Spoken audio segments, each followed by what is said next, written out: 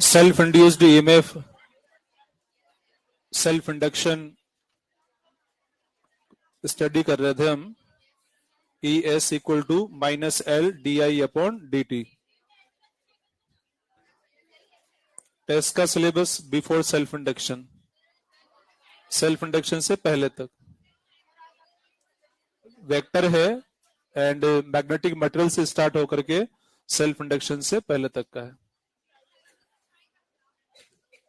तो last one पर बात कर रहे थे अपन।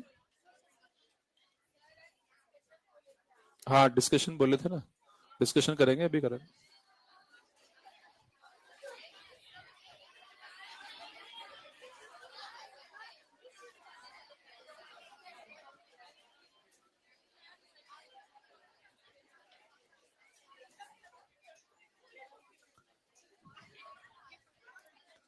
किसी कॉइल में सेल्फ इंडक्टेंस है या नहीं कैसे चेक करते हैं? करंट फ्लो करके देखते हैं कि फ्लक्स लिंक हो रहा है या नहीं हो रहा है। अगर फ्लक्स लिंक होता है तो सेल्फ इंडक्टेंस है, अदरवाइज नहीं है। सेल्फ इंडक्टेंस होने से क्या होता है, क्या करता है सेल्फ इंडक्टेंस?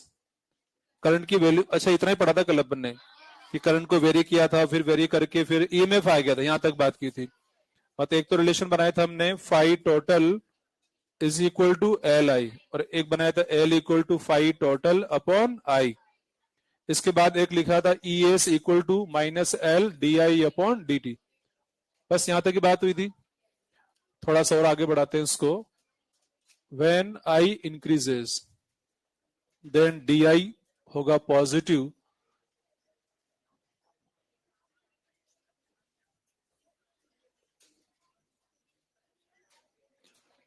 आई कैसे इंक्रीज होगा वो भी यहां मेंशन करने वाले हैं। When I decreases then D I होगा नेगेटिव। कॉइल का क्या रोल रहेगा यहां पर वो भी हम जानने वाले हैं। करंट आई को डिक्रीज किया जा रहा है। When I equal to constant D I equal to 0।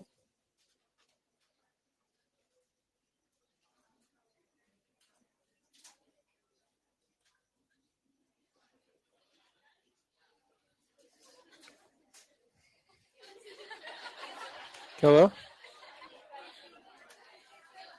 कुछ आधा अधूरा लिखा भी मैंने, अब कंप्लीट करेंगे इसको आपकी हेल्प से। हाँ जी आप बताइए। डी आई यहां पर लिखा हमने पॉजिटिव लिखा, डी आई करंट आई को बढ़ाने पर। तो डी आई पॉजिटिव क्यों कह दिया है? यहां डी आई नेगेटिव कहा गया है, तो एक जगह पॉजिटिव एक जगह नेगेटिव। डी आई मतलब चेंज इन करंट, मतलब I final minus I initial. जब करंट को बढ़ाया जाएगा यानी कि फाइनल वैल्यू ज्यादा है, इनिशियल वैल्यू कम है। सबको आ रही बात समझ में? क्या किया जा रहा है? करंट को बढ़ाया जा रहा है। तो करंट को बढ़ाने पर हमें पता है कि फाइनल वैल्यू ज्यादा होगी, इनिशियल वैल्यू कम होगी, तो डी आई का वैल्यू पॉजिटिव आएगा। और जब करंट को कम करेंगे तो डी आई का वैल्यू नेगेटिव, क्योंकि फाइनल वैल्यू कम रहेगी, इनिशियल वैल्यू ज्यादा होगी। तो डी आई मतलब फाइनल माइनस इनिशियल। तो फाइनल वैल्यू कम होने की वजह से डी आई नेगेटिव आएगा, फाइनल वैल्यू ज्यादा होने की वजह से डी आई का वैल्यू पॉजिटिव आएगा यहां पर। अब ईएस कैसा होगा, सेल्फ इंड्यूस ईएमएफ कैसा होगा, पॉजिटिव और नेगेटिव, उसके बारे में हम बात करने वाले तीनों केसेस में। ईएस यहां से मिलेगा, self induce EMF. D I positive है कब? जब करंट बढ़ा रहे हैं तब। टाइम तो पॉजिटिव ही है, एल एक पॉजिटिव कांस्टेंट। ईएस कैसा आ जाएगा? नेगेटिव। तो ईएस नेगेटिव आएगा। यहां पर ईएस कैसा आएगा? पॉजिटिव।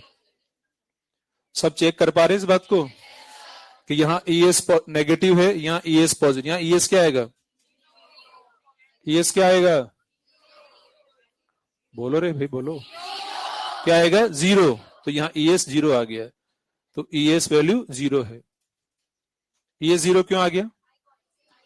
चेंज ही नहीं हो रहा करंट, इंड्यूस ईएमएफ नहीं आएगा। अब यहां जो ईएस नेगेटिव होने की या पॉजिटिव होने की बात की है, उसी को इस डायग्राम के थ्रू भी समझते हैं हम। हमने बोला ना करंट को इंक्रीज किया जा रहा है, तो करंट को इंक्रीज करने वाली बात हम कह सकते हैं रियोस्टेट की हेल्प से कि इस पॉइंटर को इधर खिसकाया जाए। देखिए जरा, इस पॉइंट को इधर मूव कराएंगे ना तो रेजिस्टेंस कम होगा ज्यादा होगा, तो रेजिस्टेंस कम किया जा रहा है तो करंट बढ़ेगी। तो हो सकता है क्वेश्चन ये करंट बढ़ने की बात ना बोल करके ओनली इस पॉइंटर को इधर मूव करने के बारे में बोले। तो जब इधर मूव करने की बात की जाएगी तो रियोस्टेट इधर खिसका रहे, रेजिस्टेंस को कम कर रहे, करंट बढ़ेगी। करंट बढ़ने की वजह से ये जो कॉइल यहाँ पर लगी हुई है, ये वाली कॉइल, इस कॉइल की बात की जा रही है। करंट बढ़ने से यहाँ पर बी बढ़ेगा, फ्लक्स बढ़ेगा, फ्लक्स में चेंज होगा, ईएमएफ आएगा, करंट इंड्यूस होगी। तो ईएमएफ एंड करंट इस तरह से इंड्यूस यहाँ पर होने हैं ताकि इस करंट के बढ़ने का अपोज हो जाए। करंट बढ़ने का अपोज हो, इस तरह का सेल यहां पर बनेगा। तो यहां पर सेल जो बनेगा इस सेंस वाला बनेगा, ये ई एस होगा। देख लीजिए जरा, इससे करंट यूं जा रही, इसको बढ़ाया जा रहा है, तो ये करंट इस तरह से अपोजिट डायरेक्शन में देना जाएगा ताकि करंट के बढ़ने का अपोज हो जाए। अगर इसको रिवर्स कर दिया जाए तब तो ये भी करंट सेम डायरेक्शन में देने लग जाएगा, यानी कि करंट का सपोर्ट करना होगा बढ़ने का। तो ये तो नहीं करना है, लेंज लो के अकॉर्डिंग आता ही है। किससे आता है? लेंज लो से। और लेंज लो क्या कहता है? उस चेंज का अपोज। हम करंट को इंक्रीज कर रहे हैं तो इंक्रीज होने का अपोज हो जाए, इस तरह से ईएमएफ का एक्टिंग सेंस रहेगा। तो फिर यहां बताइए यहां किस तरह का सेल बनेगा? सेम सेंस वाला, सेम डायरेक्शन में करंट देने वाला सेल बनेगा। करंट को डिक्रीज किया जा रहा है तो करंट को डिक्रीज करने पर यहां इस तरह का सेम, हम बोले यहां इस तरह का, तो यहां क्या आखिरकार यहां ऐसा ईएमएफ आएगा। यहां क्या है? कॉइल है। यहाँ क्या है? कॉइल है, तो कॉइल में ईएमएफ आएगा। कॉइल में ईएमएफ क्यों आएगा? क्योंकि हम करंट को चेंज कर रहे हैं। तो करंट को चेंज मतलब करंट को डिक्रीज किया जा रहा है। तो करंट को डिक्रीज किया जा रहा है, यानी कि हम कह सकते हैं कि इस तरह से सेल बन जाएगा ताकि ये सेम डायरेक्शन में करंट दे सके। किया जा रहा है, यहाँ करंट घटने का अपोज किया जा रहा है। अपोज कौन कर रहा है? ये कॉइल। कॉइल अपोज क्यों कर पा रही है? सेल्फ इंडक्टेंस वाली उसके अंदर प्रॉपर्टी है, इसलिए अपोज कर पा रही। क्या करके अपोज कर रही हो? क्या करके अपोज कर रही है? अपोजिट डायरेक्शन में, मतलब अपोजिट सेंस वाला ईएमएफ ला करके, इंड्यूस करंट ला के, इंड्यूस ईएमएफ ला करके वो अपोज कर रही है। तो यहां पर ये कॉइल अपोज कर रही है क्योंकि इस कॉइल के अंदर इंडक्टेंस प्रॉपर्टी है। क्या कोई ऐसी कॉइल बना सकते हैं हम जिसमें इंडक्टेंस है, सॉरी जिसमें रेजिस्टेंस है बट इंडक्टेंस नहीं है? बना सकते हैं। बनाया था लास्ट पर, वो डबल लेयर में वायर को करके फिर कॉइल बनाते हैं, बना सकते हैं, ये पॉसिबल है। तो बात कर रहे थे कि करंट को बढ़ाने पर ये कॉइल अपोज कर रही है, करंट घटाने पर भी ये कॉइल अपोज कर रही है। करंट अगर कांस्टेंट, अच्छा यहां देखिए, इस बात को पूरा करते हैं। इस तरह का सेल बन गया। इस सर्किट को देख के आप मुझे बताइए, अगर इसमें मुझे नेट ईएमएफ लिखना है, ई नेट, तो दोनों क्या लिखो? ई प्लस या E minus? E minus E S. यहां भी लिखा गया था कि अपोजिंग नेचर वो इस बात को बता रहा है। इस सर्किट को देख के भी ये बात हम लिख सकते हैं। अब इस पर आ जाते हैं। नेट ईएमएफ लिखना मुझे इसमें, E net is equal to E plus E S. एक बात आप मुझे बताइए कि जो ई प्लस या ई माइनस ई एस या ई प्लस ई एस की हम बात कर रहे हैं, ये कब तक है? ये हमेशा ई प्लस ई एस ही रहेगा करंट, मतलब, या जब करंट को चेंज करें तभी रहेगा? क्योंकि चेंज करें तभी तो ईएमएफ आ रहा है। तो ये कहें या ये कहें, जो ई एस है तभी है जब चेंज किया जा रहा है। अगर चेंज नहीं करेंगे तो ई एस होगा ही नहीं, तो फिर इस तरह की बात ही नहीं हो पाएगी। जैसे यहां देख रहे हैं आई कांस्टेंट है तो डी आई का वैल्यू 0, ई एस का वैल्यू 0। तो यहाँ नेट ईएमएफ जो बनेगा वो केवल ई के बराबर ही रहेगा, ई नेट इक्वल टू ई। और यहाँ जो कॉइल है वो किसकी तरह बिहेव करेगी? क्या कोई सेल की तरह बिहेव करेगी? क्या कोई सेल की तरह बिहेव करेगी? कोई सेल नहीं बनेगा यहाँ पर। क्यों? क्योंकि करंट चेंज ही नहीं कर रहे हैं, फ्लक्स चेंज नहीं होगा, ईएमएफ नहीं आएगा। तो कोई सेल की तरह, एक सिंपल वायर की तरह बिहेव करेगी। सिंपल वायर की तरह बिहेव करने का मतलब ये हुआ, उस कॉइल को हटा करके अगर वहां वायर लगा दें तब भी सर्किट पे कोई फर्क पड़ने वाला नहीं है, सर्किट में कोई दिक्कत आने वाला नहीं है, सेम वो काम करता रहेगा सर्किट। तो हमने इस डिस्कशन से ये देखा यहाँ पर कि जब हम कॉइल में करंट को बढ़ा रहे हैं, सर्किट में करंट को बढ़ा रहे हैं तो करंट बढ़ने का अपोज हो रहा है, करंट घटा रहे हैं तो घटने का अपोज हो रहा है, करंट कांस्टेंट तो कुछ भी अपोज नहीं हो रहा है। तो एक तरह से इस इंडक्टर एल का रोल यही रहा है इस सर्किट के अंदर। जब जब भी करंट की वैल्यू में चेंज होगा, करंट की वैल्यू में चेंज का ये कॉइल, ये सर्किट अपोज करेगा। करंट बढ़ेगी तो अपोज, बढ़ने का अपोज नहीं, बढ़ने का अपोज होगा, नहीं बढ़ने देना, उस मतलब बढ़ने का अपोज हो रहा। करंट घटेगी तो अपोज नहीं, बढ़ने का भी अपोज है, घटने का। करंट अगर कांस्टेंट है तो कोई अपोज नहीं। तो इंडक्टर एल किसका अपोज करता है? करंट की वैल्यू में चेंज का। करंट फ्लो का अपोज नहीं करता। करंट फ्लो का अपोज कौन करता है? रेजिस्टेंस। जो रेजिस्टेंस होता है वो करंट फ्लो का अपोज करता है, और जो इंडक्टर होता है वो करंट की वैल्यू में चेंज का अपोज करता है। और जो इंडक्टर करंट की वैल्यू में चेंज का अपोज करता है, इसीलिए इस इंडक्टर को इलेक्ट्रिक सर्किट का इनर्शिया भी कहा जाता है। क्या बोलते हैं? इलेक्ट्रिक सर्किट का inertia, inertia of electric circuit भी कहा जाता है। किसको? इंडक्टर एल को। क्यों कहते हैं? क्योंकि ये करंट की वैल्यू में चेंज का अपोज करता है, इसलिए इंडक्टर को इनर्शिया ऑफ इलेक्ट्रिक सर्किट भी कहा जाता है। तो यहां तक नोट करिए, फिर सेल्फ इंडक्शन का डेफिनेशन मैं आपको लिखाने वाला हूं।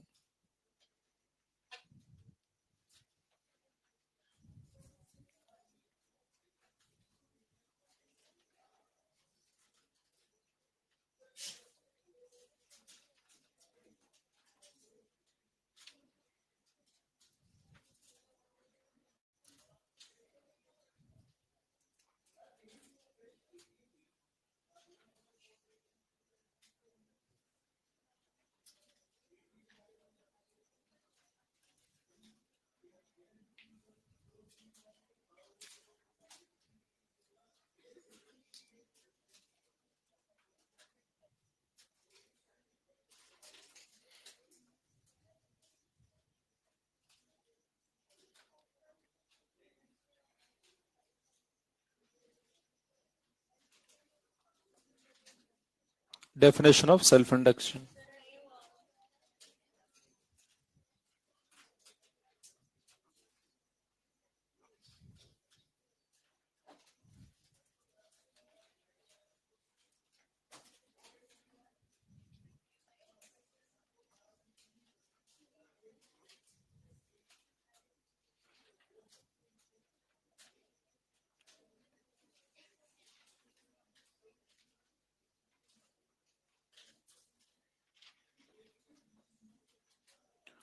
अच्छा, इंडक्टेंस प्रॉपर्टी है या नहीं चेक करने के लिए क्या करते हैं? करंट को फ्लो करते हैं हम, एज्यूम कर लेते हैं, फिर देखते हैं फ्लक्स लिंक है या नहीं। फ्लक्स लिंक अगर है तो इंडक्टेंस, अदरवाइज इंडक्टेंस नहीं है।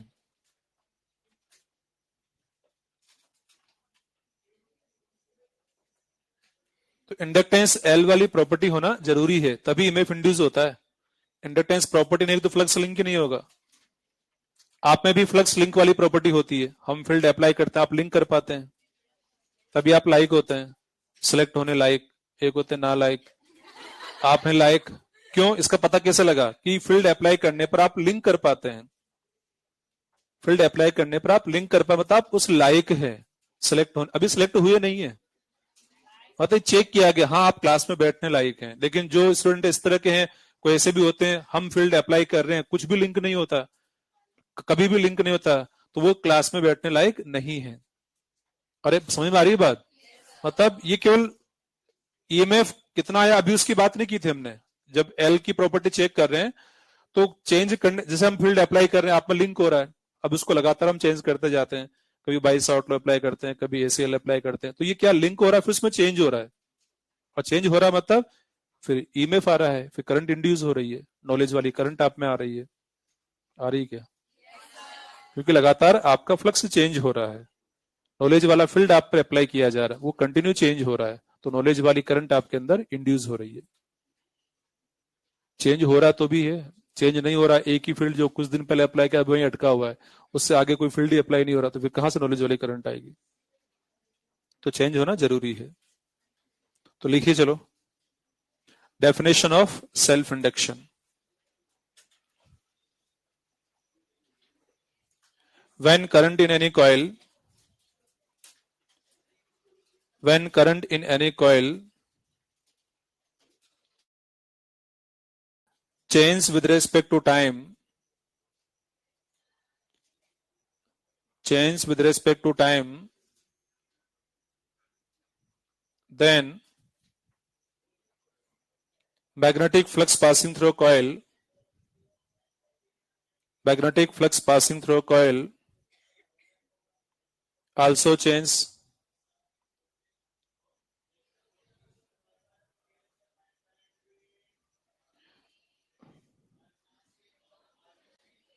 which induces an EMF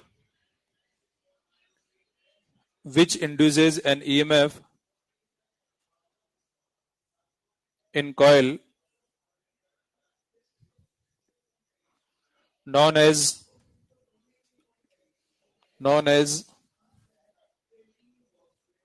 self-induced EMF.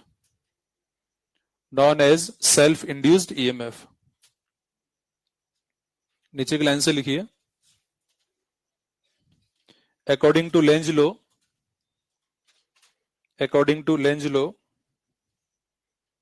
current also induces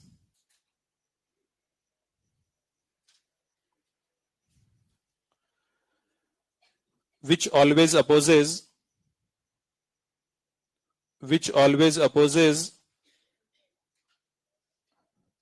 change in main current,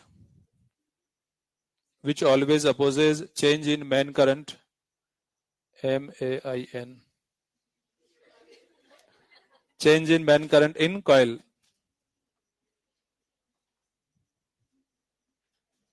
This phenomenon known as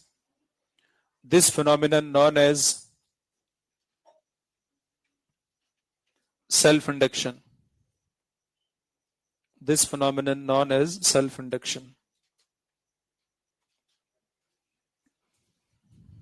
question लिखिए,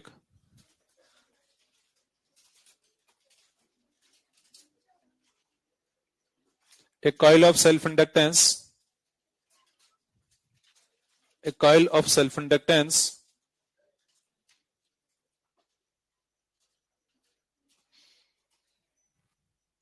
6 millihenry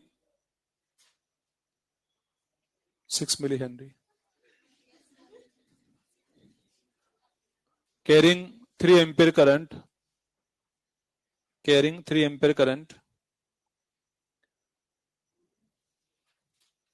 a coil of self-inductance 6 millihenry carrying 3 ampere current. Find magnetic flux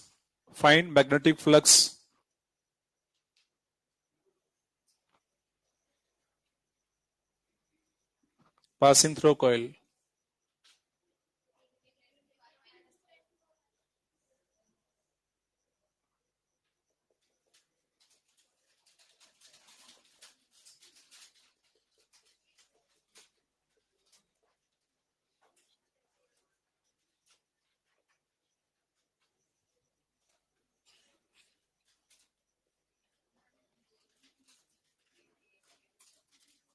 क्या answer आया?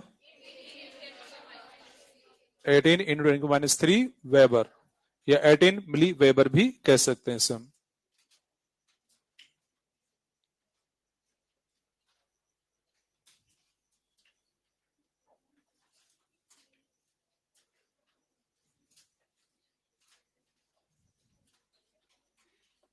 अगला question, कोई doubt तो नहीं है इसमें? अगला क्वेश्चन लिखिए,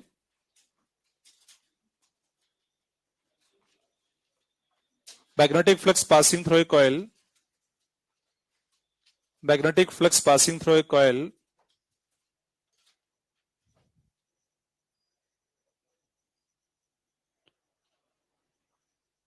of 100 ton is 10 Weber.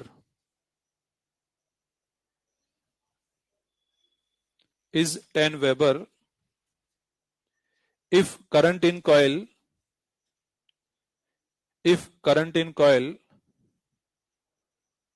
is 2 ampere,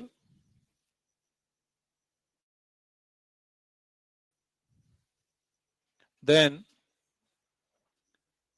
what is self-inductance of coil?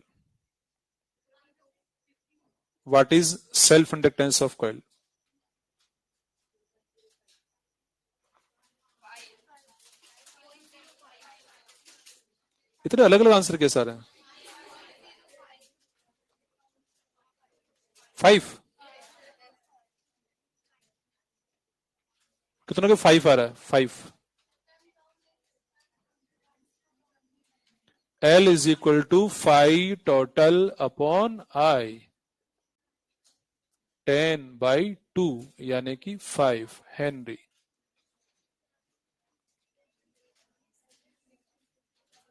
आया क्या समझ में? क्या समझ में आया? कॉइल दे रखा है इसलिए टर्न से मल्टीप्लाई हमें नहीं करना है, ये खास बात है इसमें। अगर फ्लक्स पर टर्न गिवन होता तो फिर हम टर्न से मल्टीप्लाई कर देते। अगला क्वेश्चन,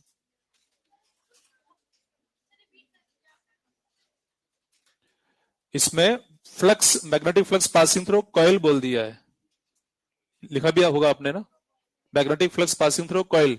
कॉइल मतलब वन टर्न या सभी turn?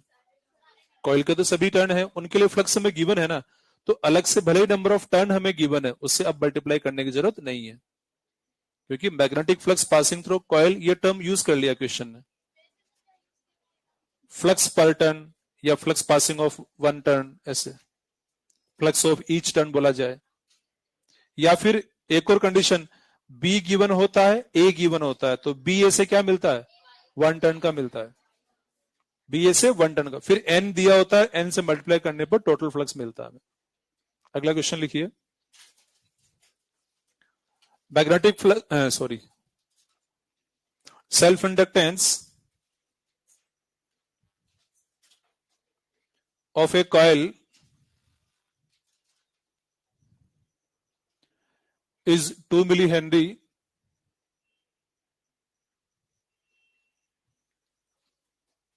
carrying 4 ampere current, carrying 4 ampere current. If current in coil, if current in coil becomes zero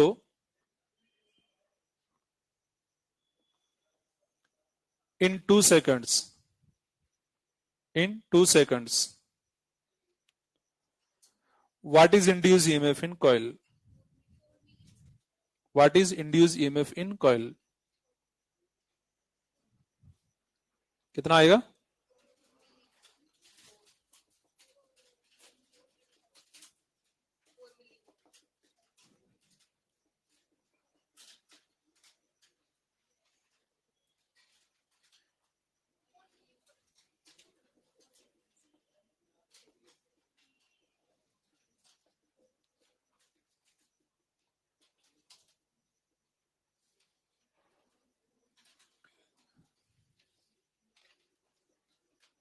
मैंने सॉल्व कर दिया, आप चेक कर लीजिए इसको।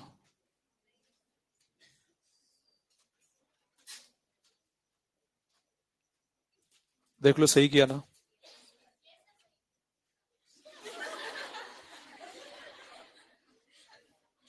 सही है एकदम।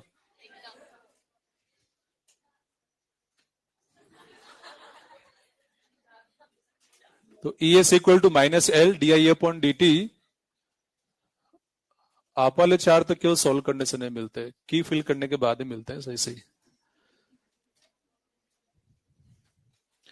तो यहां बात कर रहे थे अपन, E S equal to 4 milli volt ये मिलेगा ईएमएफ।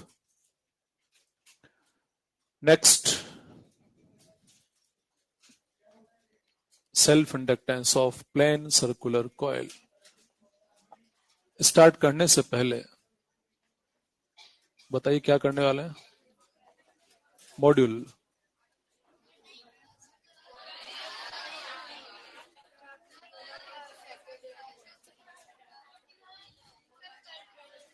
कल डिस्कस करेंगे, आज डिस्कस कर लें, कल डिस्कस कर लें। ऐसा करते हैं, मुझे जो बताना है एक दो क्वेश्चन मैं बताता हूं, क्योंकि मुझे बताना ही है, ये पक्का है, तो मैं बता ही देता हूं आज, ठीक है? तो एक्सरसाइज थर्ड में निकालिए आप क्वेश्चन नंबर, शायद 14 है एक तो, 14 और एक 5 भी। पहले 14 बता रहा हूं, 14 वाला exercise third question number 14। Exercise third question number 14।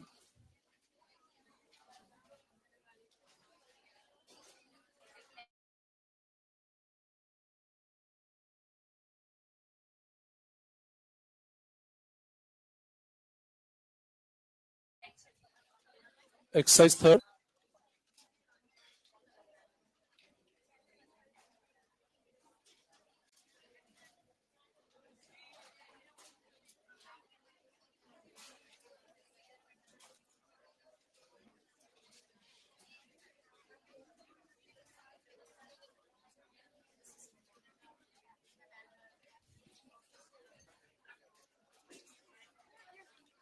एक काम पहले ही कर रहे हैं हम कि जैसे मैग्नेट को पास लाया जा रहा है, मैग्नेट को पास लाने पर इसका फ्लक्स बढ़ेगा, ईएमएफ इंड्यूस होगा, करंट इंड्यूस होगी। ये एन पोल पास ला रहे तो यहाँ क्या बन जाएगा, एन बनेगा, एन यहाँ पर। तो यहां जब एन बनेगा इस जगह पर, तो इधर क्या बन जाएगा, एस, ये लिख दिया मैंने। तो वन वाले और मतलब दो अलग अलग सिचुएशन बता दी मैंने, वन पास ला रहे हैं और टू में दूर ले जा रहे हैं, तो उन दोनों के लिए हमने मतलब एक के लिए बनाया भी एन एस। अब जब इसको दूर ले जाएंगे इस तरह से एंटर कराते हुए, एस दूर, तो क्या बनेगा यहाँ पर एन, यहाँ एन तो वहां एस, तो यहाँ एन बनेगा, उधर एस बनेगा, ऐसा हम कह सकते हैं। तो किसी भी एक साइड से ऑब्जर्व करने पर ये पता लग रहा है कि करंट का डायरेक्शन रिवर्स हो रहा है, पहले क्लॉकवाइज तो बाद में एंटी क्लॉकवाइज, इधर से देखा, या पहले सॉरी इधर एंटी क्लॉकवाइज तो बाद में क्लॉकवाइज, इधर क्लॉकवाइज तो एंटी क्लॉकवाइज, मतलब करंट का डायरेक्शन रिवर्स होना ये पक्का है। ईएमएफ का सेंस अपोजिट होना ये कंफर्म है, डिफ्लेक्शन अपोजिट होगा ये कंफर्म है। तो यहाँ पर चार ऑप्शन हमें गिवन है, उनमें से दो ऑप्शन तो कैंसिल ही हो गए। कौन कौन से, थर्ड एंड फोर्थ कैंसिल हो गए, क्योंकि थर्ड एंड फोर्थ दोनों में ही पॉजिटिव पॉजिटिव वैल्यू बता रखा है, एक डायरेक्शन को बता रखा है, दो डायरेक्शन की बातें नहीं हो रही, इसलिए थ्री एंड फोर तो होगा ही नहीं। ऐसे क्वेश्चन इसी तरह से सॉल्व किए जाते हैं, ऑप्शन भी देखा जाता है, ऑप्शन कुछ कैंसिल हो रहे तो कैंसिल किया जाता है, और फिर अप्रोक्सीमेट अंदाजा लग पाता है कि हाँ ऐसे इसका आंसर ये सबसे बेस्ट होना चाहिए, सबसे बेस्ट को ढूंढना होता है हमें उन ऑप्शन में से। ऐसा नहीं कि बस कोई इक्वेशन होगी सीधा इक्वेशन देख के आंसर बता देंगे, ऐसा नहीं होते हैं ऐसे क्वेश्चन। जैसे कोई एक रिलेशन है y इक्वल टू 2x² है, या 2x² है y इक्वल टू, तो वो तो दिख रहा है कि एक 1 पावर एक 2 पावर, वहां पैराबोला ग्राफ बनेगा, y इक्वल टू 5x से स्ट्रेट लाइन ग्राफ बनेगा। तो ऐसा डायरेक्ट रिलेशन यहाँ पर नहीं है जिसको काम में लेके सीधा ग्राफ हम बना दें। तो फिर क्या करना होगा उसको समझने के लिए, देखिए ये तो पता लग गया एनएस के बेसिस पे कि थर्ड एंड फोर्थ वाला ऑप्शन तो नहीं है, 1 एंड 2 में से कोई एक होगा। और थोड़ा बहुत अंदाजा लगाना चाहे बिना ज्यादा समझे तो पता लग रहा है कि सेकंड ऑप्शन नहीं हो सकता, क्योंकि सेकंड ऑप्शन में लगातार कांस्टेंट वैल्यू दे रखा, कुछ देख लिए तो कांस्टेंट नहीं आता ईएमएफ, तो इसलिए फर्स्ट ही सबसे बेस्ट है। ऐसे आप काम चला सकते हैं, काम ऐसे ही चलाना है, लेकिन फिर भी थोड़ा और समझा जाए। देखिए यहां पर इसको यूं समझे हम कि सपोज इस कॉइल में नंबर ऑफ टर्न 100 है, कितने टर्न है 100, ऐसा एज्यूम कर ले ताकि समझना आसान हो जाए। और ये कि स्मॉल बार मैग्नेट है, शुरुआत में जब मैग्नेट को इधर की ओर लाया जा रहा है, इधर लाने पर सभी 100 टर्न्स के लिए फ्लक्स लगातार बढ़ता जा रहा है। अभी कॉइल एंटर नहीं की इसमें, मतलब ये मैग्नेट एंटर नहीं किया, मैग्नेट इधर से लाते जा रहे हैं, पास ला रहे हैं, तो सभी 100 टर्न्स के लिए फ्लक्स बढ़ता जा रहा है, बढ़ता जा रहा है। लेकिन जैसे ही मैग्नेट एंटर करेगा फ्लक्स कांस्टेंट नहीं होगा, फ्लक्स जीरो नहीं होगा, ईएमएफ जीरो नहीं आएगा, क्या होगा, हमने कहा ना 100 टर्न से है, तो जैसे ही 100 टर्न्स की हम बात कर रहे थे, तो जब तक मैग्नेट बाहर है सभी 100 टर्न्स के लिए फ्लक्स बढ़ता जा रहा है और ईएमएफ आता जा रहा है। अब सपोज मैग्नेट एंटर कर गया है और 10 टर्न को उसने पार कर लिया है, जैसे 10 टर्न पार किए हैं, तो अब वो नंबर ऑफ टर्न जिनका फ्लक्स बढ़ना है वो घटते जा रहे हैं। पहले 100 का बढ़ रहा था, कितना बढ़ा, 90 का ही बढ़ेगा, क्योंकि 90 उसके सामने 10 पीछे रह गए, तो 10 का फ्लक्स तो घटेगा और 90 का बढ़ेगा, तो ओवरऑल फ्लक्स क्या होगा, बढ़ ही रहा है। अभी समझ में आ रही सबको बात ही, कि किसी इंस्टेंट पर जब उसने 10 टर्न पार कर लिए हैं और मैग्नेट जो मूविंग कंडीशन में, तो 10 पार किए, मतलब 10 उसके पीछे रह गए, 90 उसके आगे हैं, तो 90 की ओर वो मैग्नेट जाता जा रहा है, तो 90 का फ्लक्स तो बढ़ेगा और 10 का फ्लक्स घटेगा। फिर और आगे मूव करता जा रहा है, सपोज उसने 30 टन पार कर लिए हैं, तो बताइए ओवरऑल फ्लक्स बढ़ेगा घटेगा, क्योंकि 30 पार किए, 30 का फ्लक्स घटेगा एंड 70 का बढ़ेगा, तो ओवरऑल फ्लक्स बढ़ेगा उस पूरी कोइल का देखा जाए तो। लेकिन इस बीच क्या फर्क पड़ा कि वो नंबर ऑफ टर्न कम होते जा रहे जिनका फ्लक्स बढ़ना है, पहले 100 का बढ़ रहा था, फिर 90 का ही बढ़ रहा है, फिर 70 का बढ़ रहा है, और इस तरह से मूव करते करते मैग्नेट मिड में आ गया सपोज, तो जब मिड में आ गया उस इंस्टेंट पर 50 पीछे है उसके, 50 आगे हैं, तो 50 का घटेगा 50 का बढ़ेगा, यानी कि फ्लक्स ना बढ़ेगा ना ही घटेगा, वो कांस्टेंट हो गया। तो जब मिड में पहुंचा मैग्नेट तब जाकर के ईएमएफ जीरो होगा। उसके बाद तो फिर आगे मूव करता जाएगा, पता लगा 70 टर्न पार कर लिए, 70 का फ्लक्स घटेगा, 30 का बढ़ेगा, फिर 90 पार कर लिए, 90 का घटेगा, 10 का बढ़ेगा, फिर आगे सारे पार कर लिए तो फिर सभी का फ्लक्स घटेगा। तो इस बीच क्या देखा हमने कि मिड पर जब वो मैग्नेट पहुंचता है तब जाकर के ईएमएफ 0 आएगा। मिड पर पहुंचने से पहले ईएमएफ घटा, कब घटना शुरू हुआ? मैग्नेट एंटर करने के बाद। इसका मतलब पहले पास आ रहा था, पहले ईएमएफ बढ़ता जा रहा था, लेकिन जैसे एंटर किया है ईएमएफ घटता गया, ईएमएफ घटते घटते 0 हो गया। तो ईएमएफ घटने का वजह क्या था? वो नंबर ऑफ टर्न्स जिनके लिए फ्लक्स बढ़ रहा था वो घटते जा रहे हैं। पहले 100 टन का फ्लक्स बढ़ रहा था, फिर 90 का ही बढ़ रहा है, फिर 80 का ही बढ़ रहा है, फिर 70 का ही बढ़ रहा है, ऐसे लगातार वो टर्न घट रहे हैं, तो rate of change of flux घट रहा है, rate of change of flux घट रहा है मतलब ईएमएफ घट रहा है। ईएमएफ घट, तो ऐसे ग्राफ बनेगा। ऑलमोस्ट अप्रोक्सीमेट, ऐसा नहीं कि साइन कर्व, कोई साइन कर्व नहीं है। अब यहां पर 0 हो गया है, तो अब इसका जस्ट अपोजिट इधर मिल जाएगा। फिर यहां कुछ रीजन जो थोड़ा सा है वो 0 वाला रीजन कहलाएगा। ये नहीं देखना सर इसकी लेंथ कितनी रहेगी, 1 मीटर 2 मीटर, या इसकी लेंथ कितना होना चाहिए, टर्न आपने 100 लिया है, 90 लेंगे तो क्या होगा, 40 लेंगे तो क्या होगा, इससे नहीं देखना होता हमें। ये अप्रोक्सीमेट एनालिसिस है और ऐसे ही सोल्व करना होता है। तो इसमें पहले बढ़ रहा है, फिर ये घटने वाली बात कब आई है? जब मैग्नेट एंटर कर गया तब, और यहाँ 0 हो गया जब मिड में पहुंच गया तब, और इसका जस्ट अपोजिट इधर बनेगा। इसलिए कौन सा बेस्ट हो गया? फर्स्ट वाला इज द बेस्ट आंसर। ऐसे हमें इसका आंसर निकालना है। एक और देखिए, question number 5 exercise 3, question number 5।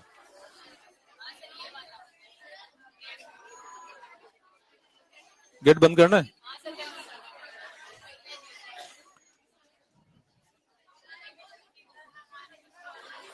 क्या हुआ? जा रहे हैं सब हैं? आपके बन रहे जाने का? जाओ तो जाओ फिर। अरे सोचो ना कि आपको टाइम मिल रहा है पढ़ने के लिए, आप उसका यूज कर पा रहे हैं। अब पता नहीं वो जाने के बाद यूज भी कर पाएंगे नहीं कर पाएंगे। जो यूज करेंगे उनका तो फायदा हो जाएगा, जो यूज नहीं करेंगे उनका लॉस ही होना है। कम से कम आप यूज तो कर रहे हैं टाइम का। सोचो बेचारों का टाइम का यूज नहीं कर पाएंगे तो क्या होगा। ऐसा सोचो हम कितने भाग्यशाली हैं कि हम क्लास में बैठ के हम टाइम का यूज कर पा रहे हैं। अब उनको भी अपना भाग्य बनाना है तो उनको जाके रूम पे पढ़ाई पे लगना पड़ेगा।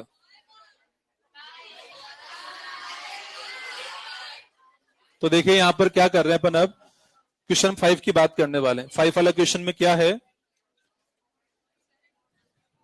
और वैसे आज तो ये टाइम का सब यूज करेंगे क्योंकि आज मैंने इनको कुछ बातें बताई थी।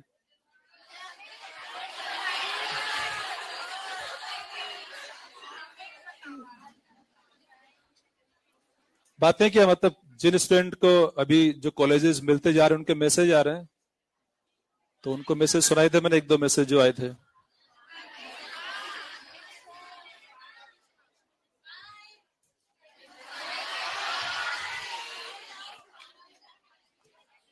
तो देखिए यहां पर क्या हो रहा है इस क्वेश्चन नंबर 5 में। क्वेश्चन 5 की बात करें, इसमें एक कॉइल है और एक मैग्नेट को पास लाने की बात की जा रही है, और तो इसको ऑसिलेट करवाना मैग्नेट को। क्या करना? ऑसिलेट, मैग्नेट को ऑसिलेट करवाना है। तो ये मैग्नेट इधर पास आएगा और फिर दूर जाएगा, ऐसे ऑसिलेट करेगा। तो फिलहाल जैसा डायग्राम मैंने यहां बना रखा है, इस डायग्राम को ध्यान से ऑब्जर्व करके एक बात आप मुझे बताइए कि मैग्नेटिक को जब ऑसिलेशन के दौरान जब ये पास आएगा इधर की ओर, तब रिपेल होगा नहीं होगा? पास आने का अपोज होगा नहीं होगा? होगा अपोज। जिस तरह से मैंने ये डायग्राम बना रखा है उसको देख के आप बताइए कि जब इसको ऑसिलेट करवा रहे हैं तो अपोज होगा नहीं होगा?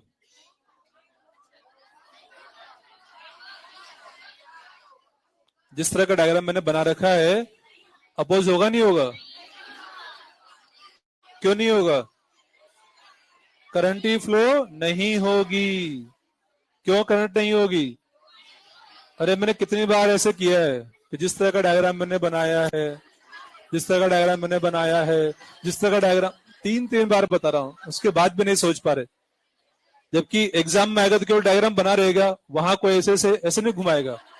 मैं बार बार कर जिसका डायग्राम मैंने बनाया है, उसके बाद भी फिर भी आप 3 बार बताना पड़ रहा मुझे।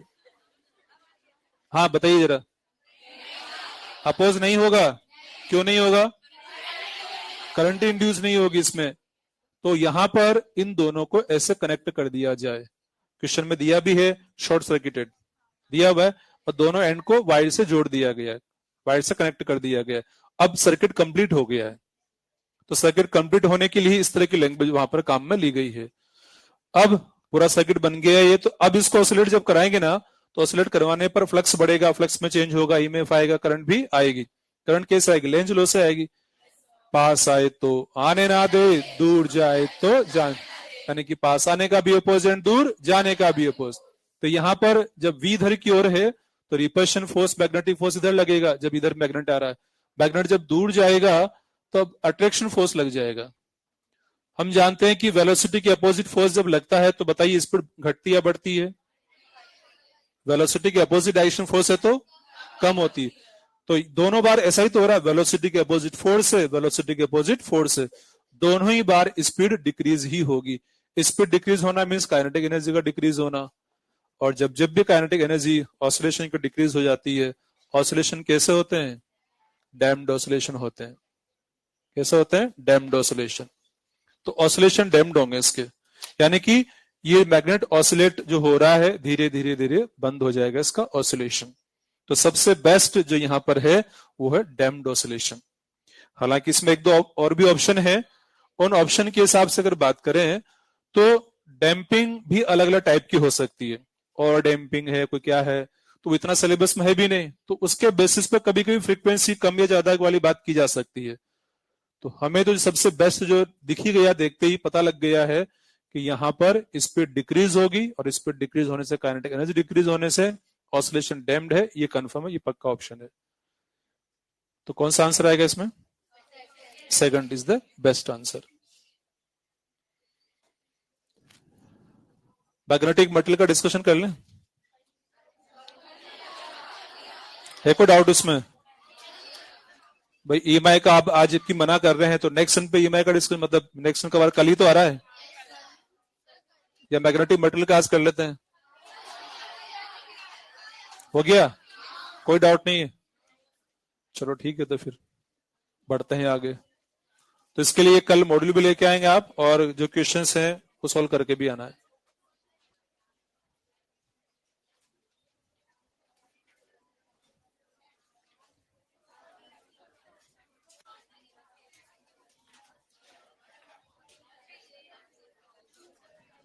Self inductance of plane circular coil.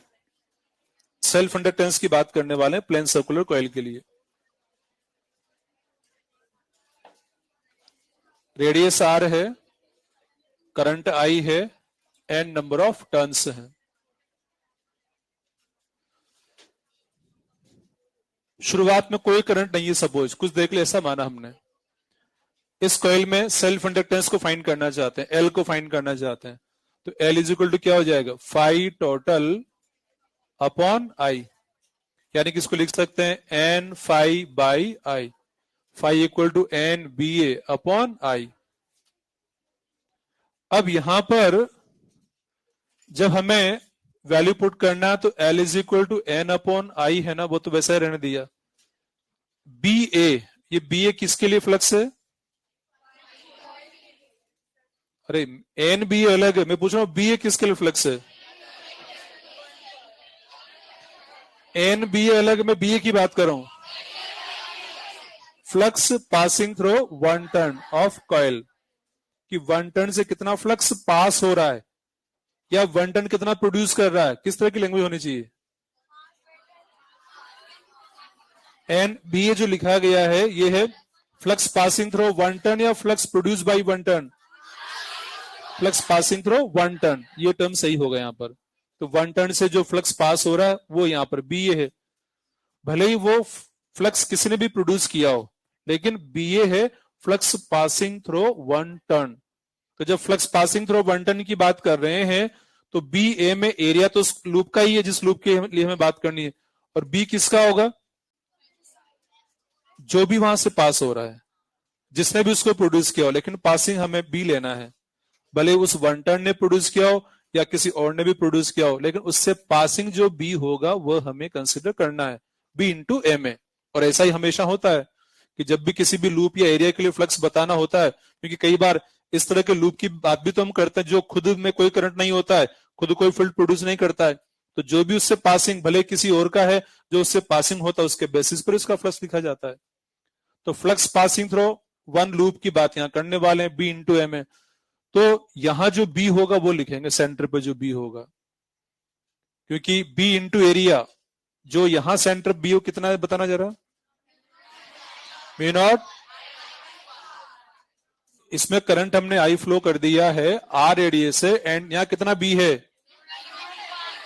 यहां कितना बी है अभी, अरे एन टर्न है, आई करंट है, आर रेडियस कितना बी है, mu not N I upon 2 R, ये बी यहां पर है।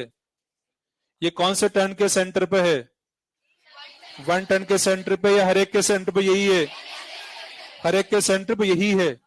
भले कोई सा भी टर्न का आप नाम लो, सपोज यहाँ 10 टर्न है, तो 10 नंबर 3 के सेंटर पे कितना फील्ड है, mu not N I upon 2 R, बोलिए फटाफट, mu not N I upon, turn number 5 के सेंटर पे कितना है, टर्न नंबर 7 के सेंटर पर mu not N I upon 2 R. कोई सा भी टर्न का नाम लिया जाए, हर एक टर्न के सेंटर पे इतना ही तो फील्ड है, क्योंकि सभी टर्न साथ बैठे हुए हैं। इसलिए जो भी अदर टर्न भी प्रोड्यूस कर रहे हैं, सब मिलकर के टोटल फील्ड ही वहां से पास हो रहा है हर एक टर्न के लिए। तो किसी भी टर्न की जब बात करें, उससे पासिंग जो बी है वो सभी का है। अरे आ रही बात समझ में, आवाज ही नहीं आई, नहीं आई आवाज, तो आपके कानों से जो आवाज जा रही है किसकी, खुद की या सबकी, सब, क्योंकि आप सबके साथ बैठे हुए हैं। कहां बैठे हैं, सबके साथ बैठे हैं, तो आपके कान से जो साउंड जा रहा है वो खुद का नहीं है। मतलब ओनली बात कहें कि साउंड पासिंग थ्रू योर कान, मतलब कि अगर बात करें अपन तो कह सकते हैं कि वो जो साउंड पास हो रहा है, यानी जो आपने प्रोड्यूस किया उसकी बात नहीं कर रहे हैं, जो पासिंग है साउंड, तो यहां से तो जो साउंड पासिंग आप सबके साथ बैठे होने की वजह से सभी ने जो प्रोड्यूस किया है वो हर एक के कान से पास हो रहा है, ऐसा कह सकते हैं अपन। तो वही बात यहां हो रही है कि किसी भी वन टर्न से पासिंग बी जो है सभी ने प्रोड्यूस किया, वही तो पास हो रहा है।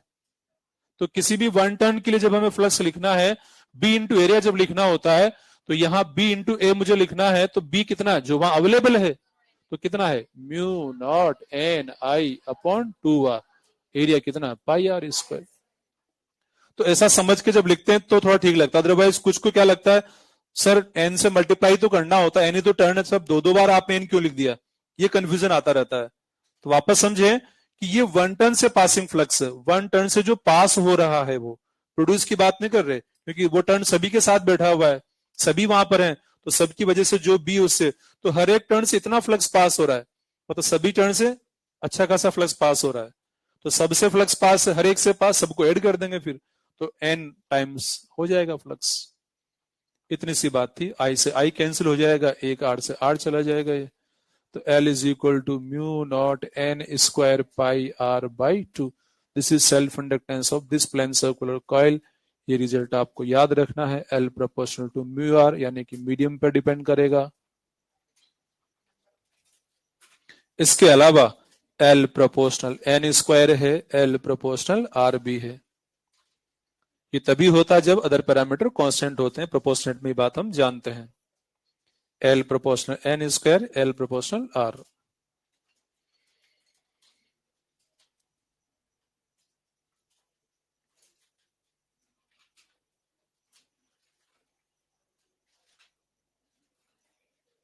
क्वेश्चन लिखेंगे,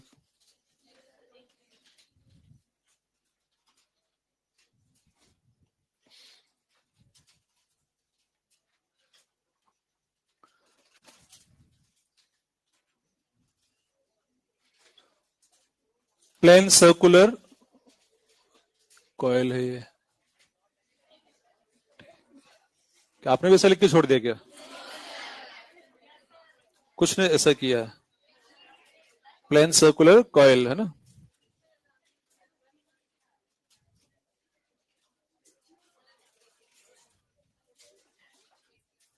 अच्छा, प्लेन सर्कुलर कॉयल कभी इससे पहले कभी पढ़ा क्या हमने, कब पढ़ा था प्लेन सर्कुलर कॉयल इससे पहले, क्या पढ़ा था उस टाइम पे, उसके लिए क्या स्टडी किया था, क्या स्टडी किया था प्लेन सर्कुलर कॉयल के लिए, आप बताइए क्या स्टडी किया था प्लेन सर्कुलर कॉयल के लिए। पता नहीं क्या स्टडी किया था, मैग्नेटिक फील्ड, और क्या स्टडी किया था, और क्या स्टडी किया था, और इधर आप बताएं next.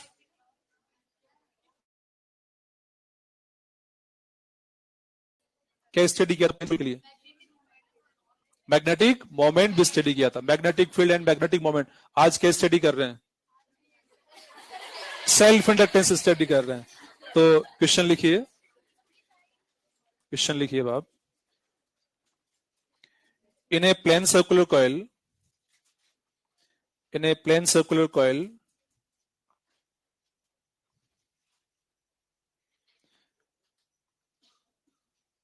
by keeping radius constant,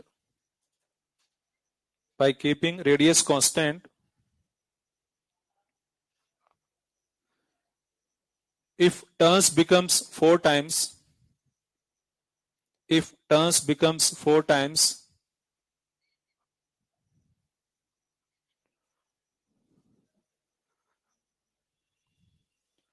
then self inductance becomes,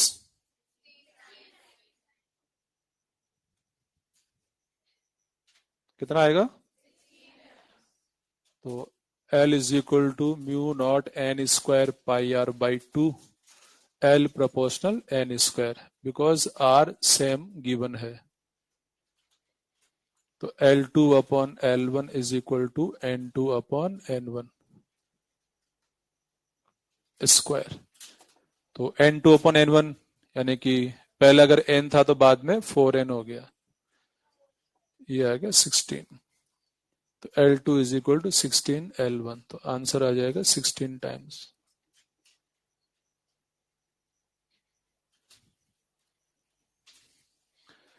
बहुत ही आसान क्वेश्चन था, बहुत ज्यादा आसान था, लेकिन क्वेश्चन आ सकता नीट में तो ना, बिना पेन चलाई कर सकते हैं इसको तो। आई थिंक हर कोई इसको बिना पेन चलाई कर सकता है, शायद ही कोई ऐसा हो जो इसको बिना पेन चलाई ना कर सके। था ना ऐसा क्वेश्चन? अगला लिखिए अब।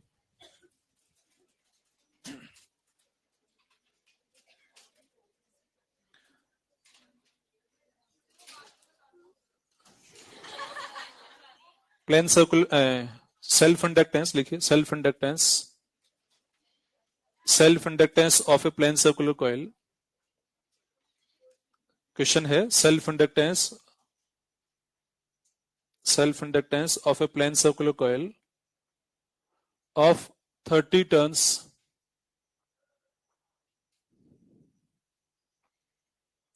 is 3 millihenry,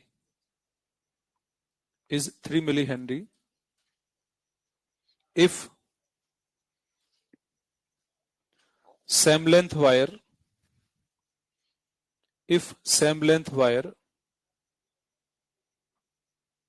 converted into a coil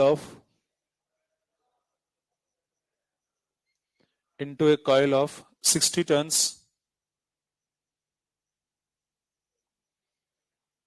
then what is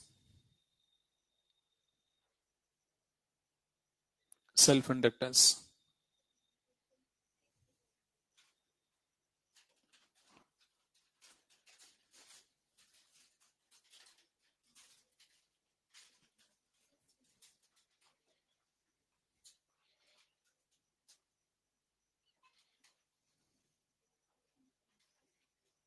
कितना आ रहा है? 6 आ रहा है, 6 मिली हेनरी। 24।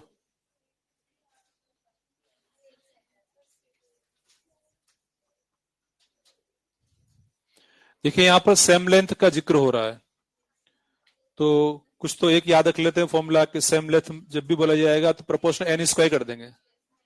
तो एन स्क्वायर किसके लिए था? वो मैग्नेटिक फील्ड के था। किसके लिए था? मैग्नेटिक। तो ये डायरेक्ट रटना नहीं है, उस टाइम बताया था हमने कि 3 बार जिक्र करेंगे इसका, एक तो मैग्नेटिक फील्ड के लिए, और एक मैग्नेटिक मोमेंट के लिए, और एक सेल्फ इंडक्टेंस के लिए। तीसरा के लिए आज दिन आ गया हो, आज इसको स्टडी करना था हमें।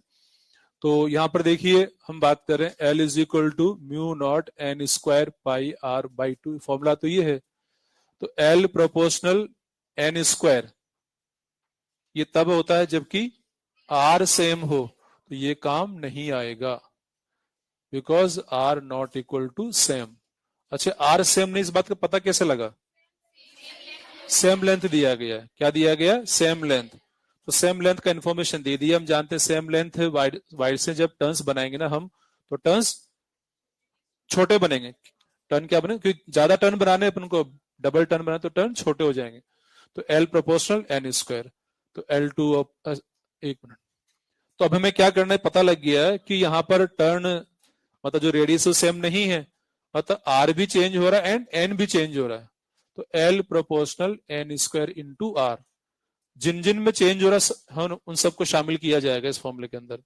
तो एन में चेंज, आर में चेंज, लेकिन एन का इंफॉर्मेशन तो गिवन है, आर का इंफॉर्मेशन गिवन ही नहीं है। तो क्या किया जाए, इसको कन्वर्ट किया जाएगा आर को एन की फॉर्म में। तो हम जानते हैं for L W is equal to constant, हमें पता है कि आर प्रोपोर्शनल 1/n और एन प्रोपोर्शनल 1/r। ये बात पता है क्या आप लोगों को भी? क्योंकि इसका यूज पहले कर ही चुके हैं 2 बार पहले भी, और नहीं पता तो पेज पलट के आप देखें पिछले, जब भी हमने शुरुआत में मैग्नेटिक फील्ड जब स्टडी किया था कॉइल का, वहां पूरा डिटेल में लिखा था इसको। और वैसे अभी थ्योरेटिकली बोला ही था हमने कि टर्न्स बढ़ाने से रेडियस कम हो जाएगी, और मैथमेटिकली ये रिलेशन होता है एन आर में inverse relation, R proportional 1/n या एन प्रोपोर्शनल 1/r। तो यहाँ कह सकते हैं कि एल प्रोपोर्शनल, अब इस आर को एन की फॉर्म में लिख दूंगा मैं, एन तो एन ही है, आर की जगह 1/n कर दिया। आप बताइए जरा, आर की जगह 1/n क्यों लिखा मैंने? क्योंकि इसके बराबर होता है। तो एन की जगह भी तो 1/r लिख सकता था मैं, मतलब एन की जगह 1/r लिख के फिर करता, ऐसा क्यों नहीं किया मैंने? ऐसा क्यों नहीं किया? रेडियस, रेडियस नहीं पता है, सही बात है, रेडियस का इंफॉर्मेशन नहीं है, इसलिए हमने आर की फॉर्म में नहीं लिखा। एन की इंफॉर्मेशन हमें गिवन है, इसलिए हमने एन की फॉर्म में लिखा है। सबको आ रही बात समझ में? रिलेशन तो वो भी सही होता है कि ये एन है, इसको आर की फॉर्म में लिख सकते हैं, एन की जगह 1/r हो जाएगा। तो L proportional 1/, sorry L proportional क्या आ जाएगा फिर? 1/r आ जाएगा। तो हमें पता है कि आर का इंफॉर्मेशन नहीं है, एन का इंफॉर्मेशन, इसलिए आर को एन की फॉर्म में लिखा हमने। तो बस ये आ गया relation L proportional N, L proportional N. तो ये आ गया L2/L1 is equal to N2/N1। 60/30 2/1, L2 is equal to 2L1, यानी कि 2 इंटू L1 3, ये आ गया 6 मिली हेनरी। ऐसे आ जाएगा 6 मिली हेनरी। ठीक है, सबको आगे समझ में? तो सेम लेंथ वाइड से जब डिफरेंट टर्न्स बनाते हैं वो वैरायटी है, इसका ध्यान रखें। एक और क्वेश्चन पर आते हैं, इसमें कहीं डाउट लग रहा तो बता सकते हैं आप। और हमने इन तीनों वैरायटी वाले क्वेश्चन को एक ही तरीके से बताया ताकि आपको याद रखना आसान हो जाए। और भी तरीके हो सकते हैं, लेकिन जो अननेसेसरी है उसकी बात हम नहीं करने वाले, ताकि आपके माइंड में कोई कंफ्यूजन क्रिएट ना हो। नेक्स्ट आगे बात करते हैं हम एक और क्वेश्चन के बारे में।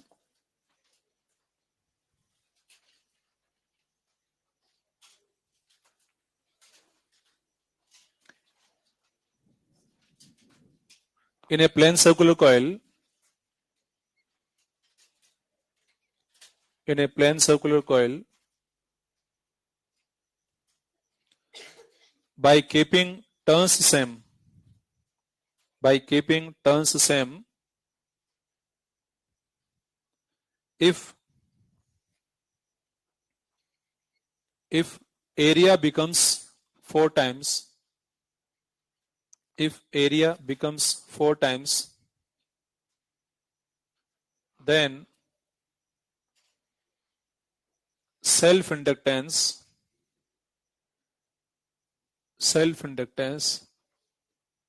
increased by,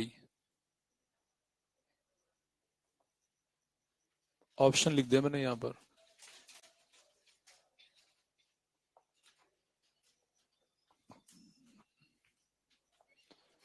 पहला है 100%, दूसरा है 200%, तीसरा 300%, फोर्थ है 400%।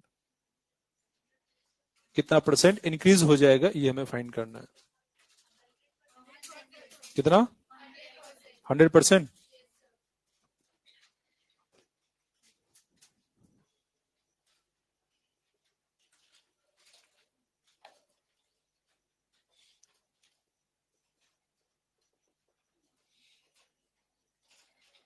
सबसे पहला काम तो ये होगा, L प्रोपोर्शनल R। R का इंफॉर्मेशन डायरेक्ट हमें नहीं दिया हुआ है, हमें एरिया का R की फॉर्म में लिख ही सकते हैं हम जानते हैं कि पाई आर स्क्वायर या A equal to pi R square होता है, A प्रोपोर्शनल R स्क्वायर या R प्रोपोर्शनल रूट A। तो यहां पर L प्रोपोर्शनल रूट A लिख रहा हूं मैं, L प्रोपोर्शनल रूट A। बस अब काम सिंपल हो गया कि हमने एरिया की फॉर्म में इंडक्टेंस को लिख दिया है। तो L2 upon L1 is equal to A2 upon A1, A2 4A upon A, तो ये आ गया 2, यानी कि L2 is equal to 2L1। तो अगर हमसे पूछा कितना हो गया तो डबल हो गया, लेकिन परसेंटेज इंक्रीज के बारे में पूछा गया है। तो जब डबल होता है तो 100% इंक्रीज, ट्रिपल होता है तो 200%, 4 टाइम है तो 300% इंक्रीज। ये पता है कि बात आपको? तो याद है ऐसा, तो अच्छी बात है, इसे यूज कर लें आप कि जितना टाइम्स हुआ है उसमें से -1 कर दें, उतना ही परसेंट इंक्रीज हुआ है। और प्रॉपर प्रोसेस की अगर बात करें तो परसेंटेज के लिए जब बात करेंगे तो delta L upon L1 into 100%, यानी कि L2 minus L1 upon L1 into 100%। इसमें वैल्यू पुट करके निकाल पाएंगे आप। देखिए ये L2 है ना, L2 की जगह आ जाएगा 2L1, तो 2L1 माइनस L1 बचेगा L1, यहां भी L1 यहां भी L1 कैंसिल होके 100% आंसर आ जाएगा, इसलिए फर्स्ट आंसर आएगा।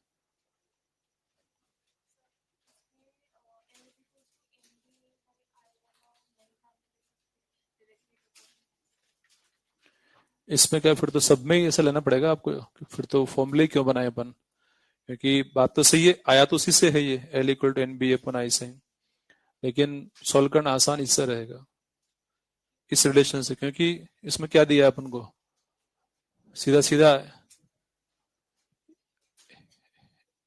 एन बी ए, इस जो बी है ना, इस बी वाले फॉर्मूले के अंदर भी रेडियस आती है और एरिया में भी रेडियस आ रही है, दो दो जगह रेडियस है। तो एक रेडियस तो आप काम में ले रहे हैं, एक को काम में नहीं ले रहे, तो मिस्टेक के चांस और बढ़ जाएंगे। यहाँ जो रेडियस है वो क्लियर दिख गया हमें एक जगह, उसके अकॉर्डिंग फिर एरिया को हमने कन्वर्ट कर दिया, मतलब एरिया की फॉर्म में लिखा है। हाँ, अगर उसकी रेडियस प्रॉपरली जो बी के अंदर है रेडियस म्यू आई अपॉन 2r, वो भी काम में लिया, फिर ये भी काम में लिया, तो फिर आ जाएगा, क्योंकि इसी से तो ये आया है फॉर्मूला। तो फॉर्मूला बना दिया है, इजीनेस के लिए बनाया, ताकि मिस्टेक से बच जाए हम।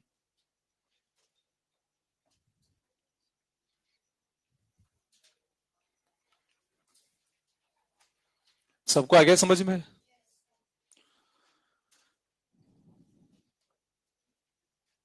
नेक्स्ट,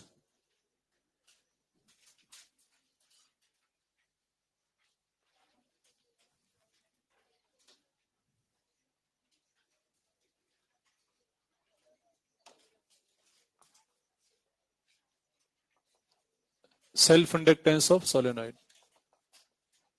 एक सोलेनॉइड के लिए सेल्फ इंडक्टेंस की बात हम करने वाले हैं।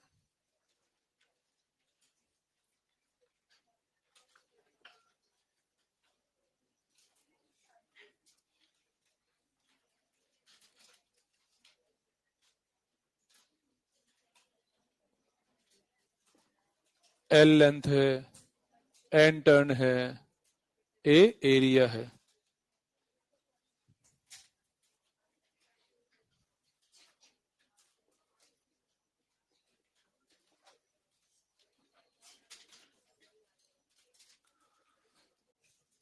क्या फाइंड करना है हमें? किसके लिए? सोलेनॉइड के लिए। क्या सोलेनॉइड में सेल्फ इंडक्टेंस प्रॉपर्टी है प्रॉपर्टी? कैसे, आप बताइए जरा।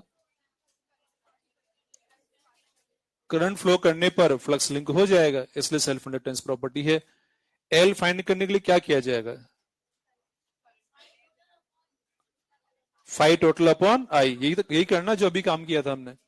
इसमें करंट आई हम फ्लो कर देते हैं कि करंट आई है, करंट ऐसे जा रही है। अब करंट फ्लो करने के बाद कितना फ्लक्स लिंक हो रहा है टोटल, वो चेक कर लिया जाए कि सभी टर्न से इतना फ्लक्स पास हो रहा है। फाई टोटल अपॉन आई, उस टोटल फ्लक्स को लिखने के लिए एन फाई अपॉन आई, फिर एन बी अपॉन आई हमें काम में लेना है। तो L is equal to N upon I अलग लिख दिया, बचा कौन? B A. वैसे ये बी ए क्यों लिखा गया यहाँ पर? Phi equal to B A cos theta होता है ना। ये करंट ऐसे है तो मैग्नेटिक फील्ड का डायरेक्शन इधर की ओर रहेगा और एरिया भी इधर रहेगा। थीटा 0 डिग्री हो गया, तो थीटा 0 डिग्री होने की वजह से ही है वास्तव में फाई इक्वल टू बी ए। अब बी ए लिखना है। बी ए क्या होता है? ये flux passing through one turn. Solenoid के वन टर्न से पासिंग फ्लक्स हमें लिखना है। तो वन टर्न से पासिंग फ्लक्स लिखना है तो इस वन टर्न को एक अलग पहचान डायग्राम में देने के लिए मैंने इसको अलग कलर से बना दिया, यानी कि मैंने इसको लाल बना दिया। क्या बना दिया? लाल। तो ये जो लाल लाल टर्न है, इस लाल वाले टर्न से पासिंग फ्लक्स जो होगा वही वन टर्न से पासिंग फ्लक्स कहलाएगा। तो इस लाल वाले टर्न से जो फ्लक्स पास हो रहा है वो हमें लिखना है बी इंटू एरिया करके। तो इससे जो बी पास हो रहा है, बता दीजिए कितना बी है? म्यू नॉट एन आई। तो ये जो आपने अभी बोला म्यू नॉट एन आई, ये किसने प्रोड्यूस किया? वन टर्न या पूरे सभी टर्न है? किसने प्रोड्यूस किया? सभी टर्न ने प्रोड्यूस किया। ये तो इससे पहले भी तो ये काम किया था हमने कि जब वन टर्न से पासिंग फ्लक्स दिखना है तो भले ही वो किसने भी प्रोड्यूस किया, सबने प्रोड्यूस किया, वही हमें काम में लेना है। तो यहां पर ये हो रहा है कि सभी ने जो प्रोड्यूस किया वही उससे पास हो रहा है। इससे पहले भी हमने सभी ने जो प्रोड्यूस किया वही लिखा था वन टर्न से पासिंग फ्लक्स में। आप चाहे तो देख लो जहां पर लिखा हुआ है। इससे पहले वाला जो सर्कुलर कॉइल का था, बी इंटू एरिया में टोटल जो बी था वो लिखा था वहां पर। यहाँ पे टोटल बी ही लिखा जा रहा है जो इससे पास होगा। तो mu not N upon L into I और ये एरिया। इस तरह से ये हो जाता है, आई से I cancel, L is equal to mu not N square A by L. This is self inductance of this solenoid. यहां पर सबको आ गया ना समझ में कि ज्यादा कुछ नया नहीं है। बी की जगह mu not N upon L into I या म्यू नॉट एन आई, क्योंकि स्मॉल एन जो होता है टर्न डेंसिटी होता है एन बाई एल, तो उसकी जगह एन बाई एल लिखा। मतलब फिलहाल कैपिटल एन की फॉर्म में लाया हूं मैं ये। अदरवाइज कुछ के मन में ये आ सकता है कि सर ये स्मॉल एन वाला फॉर्मूला क्यों नहीं लिखा, वो भी बनाएंगे ना अभी। तो वहां फिर ओनली स्मॉल एन ही रहेगा। अदरवाइज यहां में स्मॉल एन को लेता तो दो दो एन हो जाते, कैपिटल और स्मॉल। तो एक कैपिटल एन की फॉर्म में फिलहाल बनाया है। अब इसी को स्मॉल एन की फॉर्म में कन्वर्ट करने के लिए एक काम कर रहा हूं मैं। बताओ क्या करूं? एल से मल्टीप्लाई कर देते हैं इसको ऊपर नीचे। तो यहां भी इंटू एल लगा दिया, यहां भी एल लगा दिया, नीचे एल स्क्वायर हो गया, ऊपर ये एन स्क्वायर। तो ये सारा मिलकर के हो जाएगा mu naught N square A L. Mu naught ये स्मॉल एन स्क्वायर बन गया सारा और ए इंटू एल। तो एक फॉर्मूला ये बन गया। तो यानी कि इसको ये लिख सकते हैं mu naught N square into volume. तो ये फॉर्म बन गए अलग अलग। तो एक तो ये वाला फॉर्म है सेल्फ इंडक्टेंस वाला, एक ये फॉर्म है, और ये तो तीसरा इसके जैसे सेम ही है, कोई डिफरेंस वाली बात नहीं है। तो पहला याद रखें, दूसरा अपने आप बना सकते हैं। मतलब एक तो याद रखना ही रखना आपको।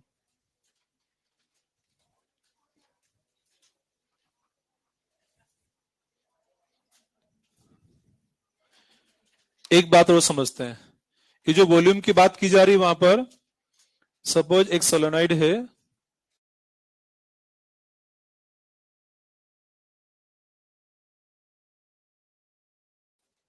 जिसका क्रॉस सेक्शन अगर सर्कुलर है और लेंथ एल से लिखा जाए तो उसका वॉल्यूम लिखा जाएगा ए इंटू एल, यानी कि pi R square into L. ये होगा इसका volume, pi R square into L.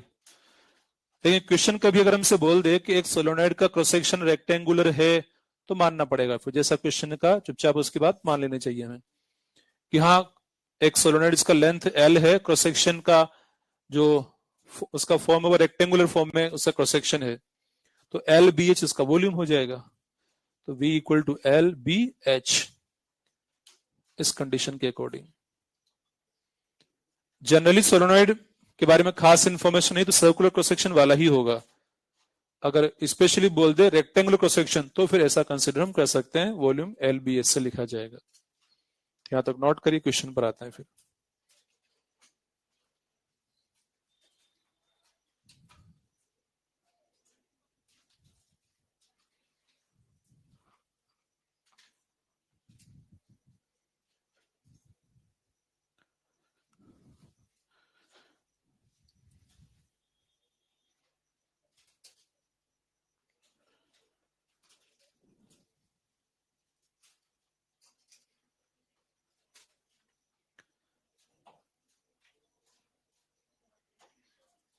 अभी काउंसलिंग का दौर चल रहा है और स्टूडेंट जो कॉलेजेस मिलते जा रहे हैं, कुछ कुछ अभी इंफॉर्मेशन भेजते जा रहे हैं, वो ज्यादा इंतजार नहीं कर रहे हैं कि जो पहली बार मिल गया तुरंत इंफॉर्मेशन एक बार भेजे देते हैं।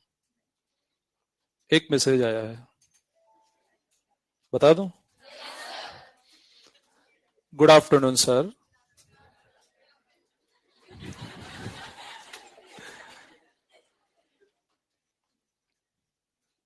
आई एम फ्रॉम MAZS1 बैच। सर मुझे Shri Shankaracharya medical institute of science Bhilai Chhattisgarh allot हुआ है। Thank you sir for your effort and wishes. धन्यवाद। नाम है इसका Tanisha Nainwani, MAZS1। MAZS1।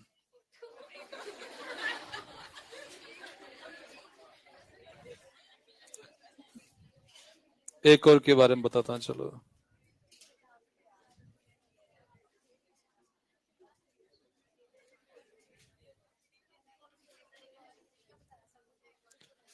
Hello sir, Momita Pal, MAZS2A batch. Sir आज CG स्टेट काउंसलिंग, मतलब छत्तीसगढ़ स्टेट काउंसलिंग के रिजल्ट आया है। Got RSDKS GMC Ambikapur, GMC government medical college. Thank you sir, इतना सपोर्ट करने के लिए academic as well as mentally. बहुत बहुत शुभकामनाएं। अरे मैंने लिखा था फिर।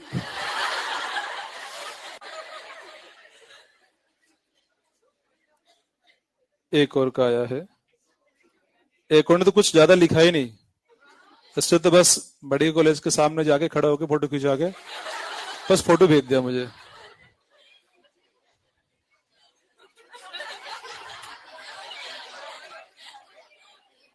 तो पहले तो मैं समझ ही नहीं पाया इसको क्या हुआ भाई, कि क्यों इसने, क्योंकि वहां बोर्ड भी लगा हुआ है, कॉलेज एंड हॉस्पिटल लिखा हुआ है, क्योंकि वहां खड़ा होकर फोटो खिंचा के भेज दे, ऐसा ऐसी क्या बात होगी।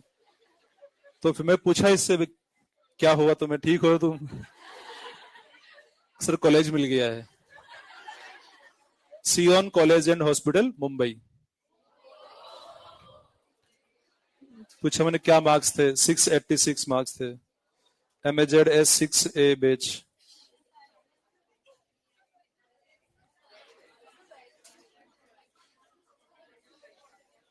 पूछा मैंने तुम्हारा कैसा रहा सफर।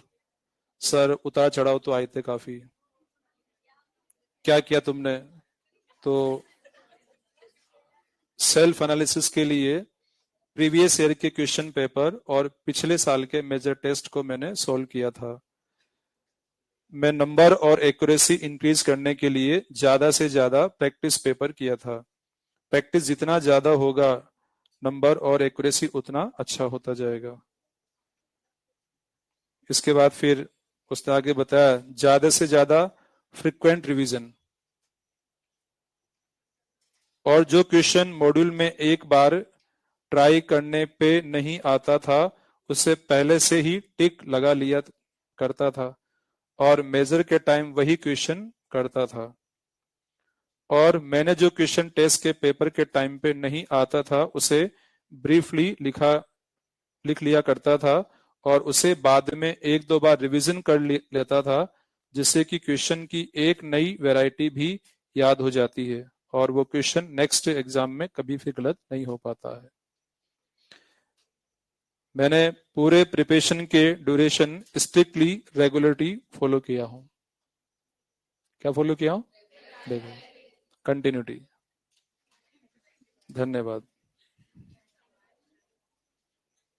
तो ये मतलब समझ नहीं पाया, बड़े कॉलेज में जाकर खड़ा हो गया सामने और तुरंत जैसे कॉलेज अलर्ट हुआ होगा इसको तुरंत फोटो भेज दिया, इसने रहा नहीं गया इससे। क्या पता है दूसरा कॉलेज मिल जाए, तो एक का तो भेज दिया उसने फोटो, क्योंकि अभी तो काउंसलिंग चल ही रही है ना अभी तो। आप भी भेजेंगे फिर ऐसे? इन्फॉर्मेशन भेजेंगे सही आप? चलो अच्छी बात है। क्वेश्चन लिखिए।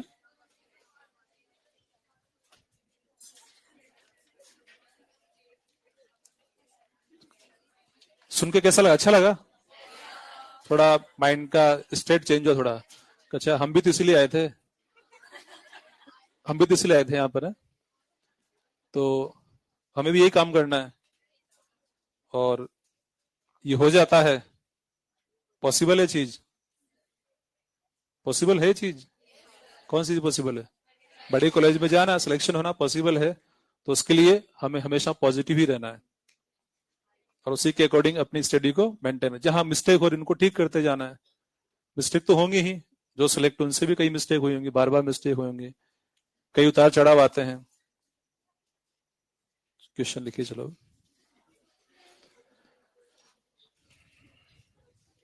इन ए सोलेनॉइड, एक minute. In A solenoid of rectangular cross section, in a solenoid of rectangular cross section,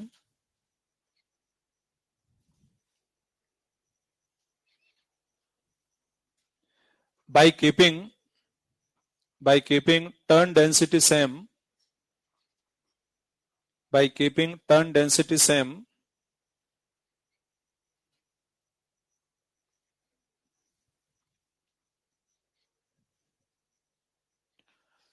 if all linear dimensions, if all linear dimensions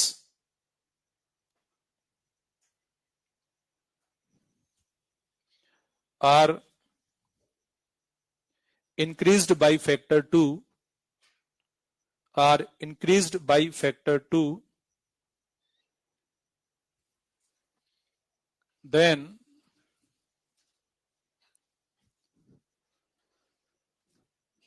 self inductance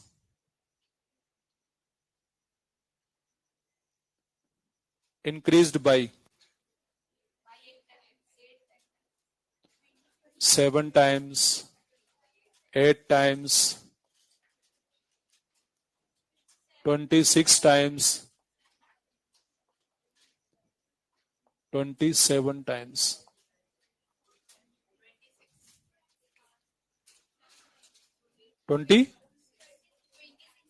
26 time. जी, कितनों के फर्स्ट आंसर आता है? 7 टाइम्स कितनों के आ रहा है? 8 टाइम कितनों के आया है? 26 टाइम, 27 टाइम्स, सभी आंसर तो आ चुके मतलब है ना almost. L is equal to mu not N square into volume. तो L प्रोपोर्शनल वॉल्यूम है यहाँ पर, एल कहते हैं या वॉल्यूम कहते हैं हम इसको। तो L proportional LBH rectangular cross section है। अब क्वेश्चन ने, अच्छा हमने यही वाला फॉर्मूला क्यों लगा? क्योंकि इसमें n कांस्टेंट है ना, क्वेश्चन ने बोल दिया हमसे कि n सेम है, इसलिए यही वाला फॉर्मूला काम में हमें लेना है। अब यहां पर देखिए, L dash is equal to B dash is equal to H dash, L plus 2L होगा। Linear dimensions increased by factor 2, increased by factor 2 यानी कि 2 times is the increased value, increased by factor 2, 2 time is the increased value. तो अब कितना हो गया? L plus 2L हो गया, 3L हो गया। तो ये हो जाएगा B plus 2B, H plus 2H। तो ये 3L, 3B एंड 3H। बस अब तो सॉल्व करना सिंपल ही है। L dash upon L, L dash B dash H dash LBH 3L 3B 3H LBH 27, यानी कि L डैश अपॉन L का वैल्यू 27 हो गया। तो L dash equal to 27L, L dash equal to L plus 26L। Increased value 26 है, 26 time increased value है, increased value 26 times है।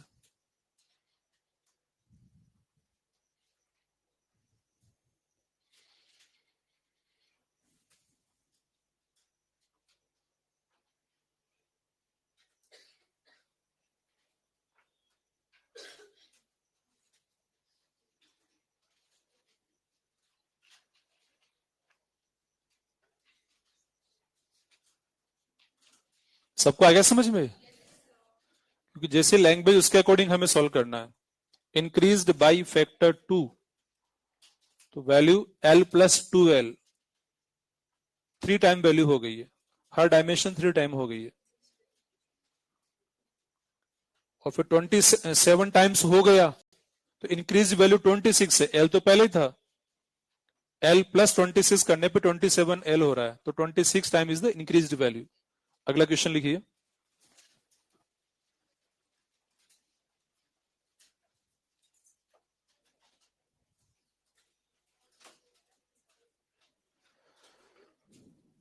A solenoid of length 1 meter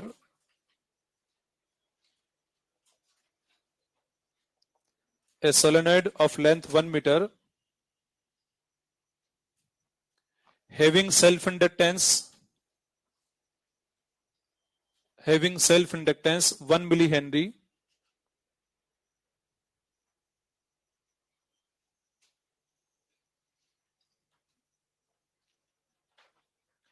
find length of wire of solenoid, length of wire of solenoid।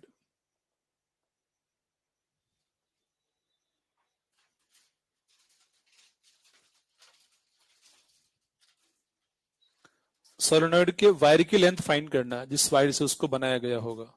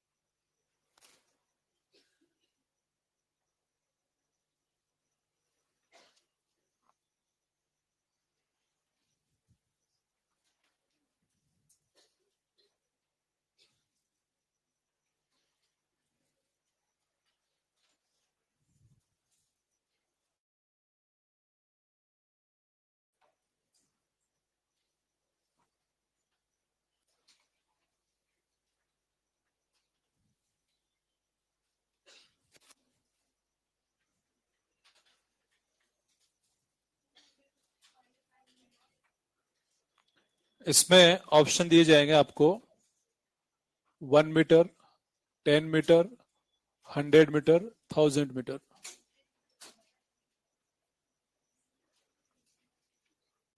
कितना रहा? 1 metre, 100 metre. कितनों का है 100 metre? 100।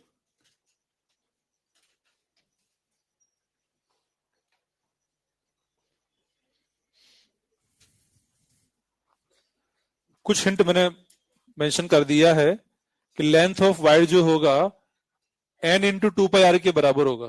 To pi are तो 1 turn का लेंथ है, ठीक है। टू पाई आर किसका लेंथ है? 1 टर्न का। तो बस 2 टर्न होंगे तो 2 pi R, 3 2 pi R, n turn है तो n इन 2 पाई आर।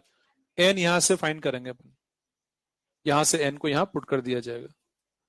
तो L W is equal to root L L upon mu naught A into 2 pi are.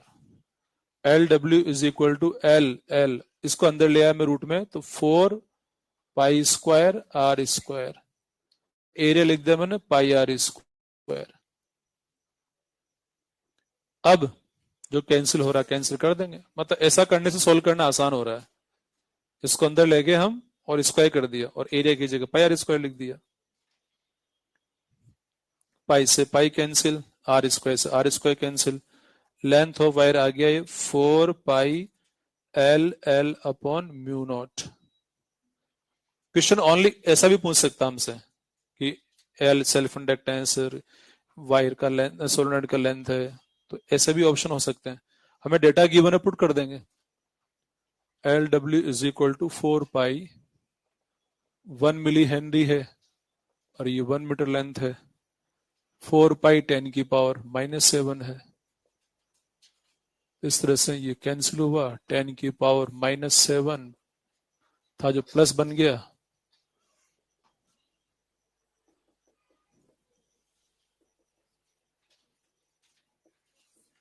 Hundred metre.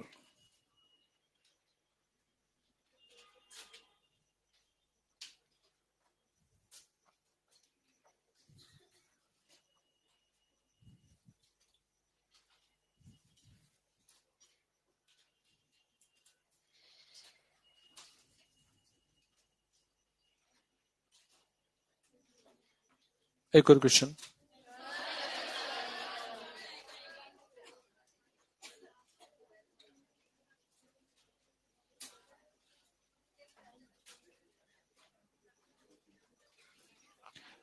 A solenoid of self-inductance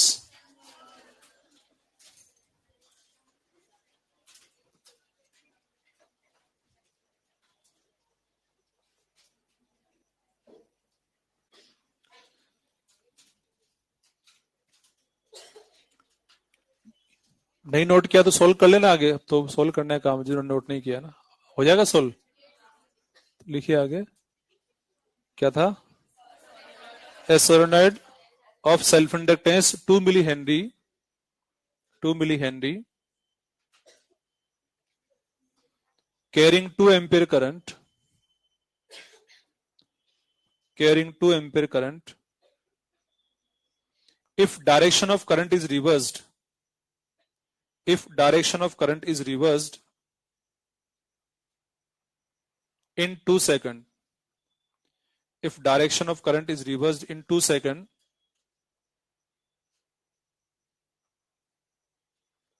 then what is induced EMF in solenoid? What is induced EMF in solenoid?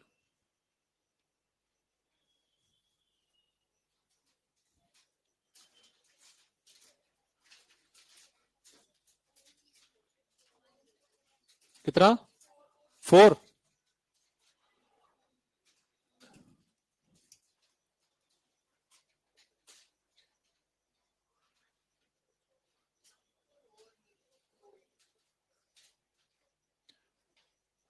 I initial equal to I final minus I, di is equal to I final minus I initial, यानी कि minus आई में से आई को minus करेंगे तो -2i। ये काम करना है एक, इनिशियल करंट को आई बोला, फाइनल को -i बोला, तो D I I final minus I initial हो जाएगा। तो माइनस आई में से आई माइनस करें तो -2i आ गया। अब कुछ को एक दिक्कत यहां लगती है, सर करंट की डायरेक्शन रिवर्स करने से माइनस को लगा दिया, ये कोई वेक्टर क्वांटिटी तो है नहीं। वास्तव में यहां पर करंट को रिवर्स करने से फ्लक्स का डायरेक्शन नेगेटिव, मतलब फ्लक्स नेगेटिव हो जाएगा।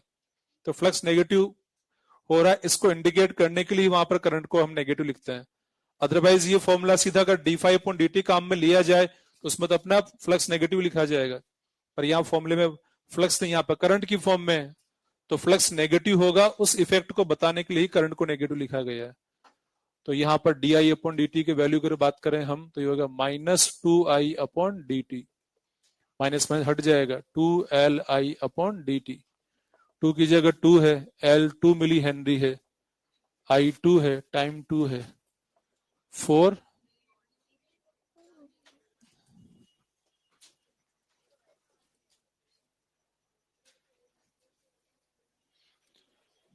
ये फ्लक्स नेगेटिव वाली बात समझ में आई क्या सबको? जितना समझ में नहीं उससे ज्यादा तो आवाज आएगी। देखिए यहां पर क्या हो रहा है, ये सोलोनॉइड है ना, समझा रहा हूं मैं थोड़ा सा। ये करंट अगर ऐसे फ्लो हो रही है तो B vector and area vector दोनों सेम डायरेक्शन में, थीटा क्या हो गया 0। करंट जैसे रिवर्स करेंगे एरिया वेक्टर सेम रहेगा, बी का डायरेक्शन रिवर्स हो जाएगा, तो करंट रिवर्स करने से थीटा 180 हो गया, एंड फाई क्या होगा माइनस। ये डायग्राम बना रखा है मैं, किसके लिए बना रखा है? तो बोलो ना किसका डायग्राम है? तो यहां पर जो बी लिखा गया था, ये लिखा गया था सोलोनॉइड के लिए। अगर यहां टोरॉइड हो, क्या हो टोरॉइड, अगर टोरॉइड के लिए सेल्फ इंडक्टेंस फाइंड करना हो, किसके लिए? टोरॉइड के लिए, तो फॉर्मूला यही रहेगा सब कुछ, एन बी अपॉन आई ही आएगा। टोरॉइड के लिए अगर सेल्फ इंडक्टेंस बताना होगा तो बस यहां चेंज आएगा, mu not N upon 2 pi R M into I. सबको आगे बात समझ में? तो मॉड्यूल में क्वेश्चन दिया हुआ, आप खुद सोल्व करना, उसके लिए अप्रोच ये रहेगा, ठीक है? तो कल वाले टाइम पे डिस्कशन रखेंगे अपन, तो क्वेश्चन वगैरह अच्छे से सोल्व करके आए, ताकि आपको जरूरत ही ना पड़े कुछ पूछने की।